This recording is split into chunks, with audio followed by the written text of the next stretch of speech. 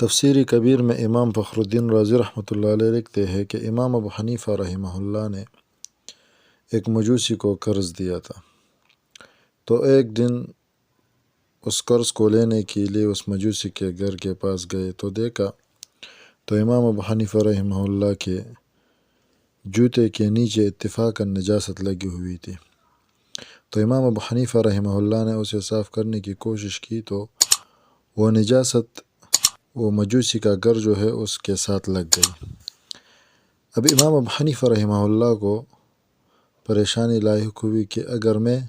اس کو صاف کرتا ہوں تو مجوسی کے گھر کا مٹی جو ہے وہ بھی نیچے گرے گا۔ تو اسی پریشانی کی حالت میں وہاں پر کھڑا تھا، جب دروازہ کھٹکھٹایا تو ایک باندی باہر نکلی تو اس نے پوچھا کہ کیا ہے؟ تو امام ابو حنیفہ رحمہ اللہ نے فرمایا کہ اس شخص کو بلاؤ۔ جب وہ مجوسی باہر آیا تو وہ پریشان تھا کہ ابھی امام ابو حنیفہ رحمہ اللہ مجھ سے اپنے قرض کا مطالبہ کرے گا، لیکن باہر امام ابو حنیفہ رحمہ اللہ حیران و پریشان کھڑے تھے اور ان سے دریافت کیا کہ یار یہ کیسے ممکن ہوگا کہ یہ گندگی بھی صاف ہو جائے اور مٹی بھی نیچے نہ گرے، آپ کا نقصان بھی نہ ہوگے۔ تو مجوسی نے جب امام ابو حنیفہ رحمہ اللہ کے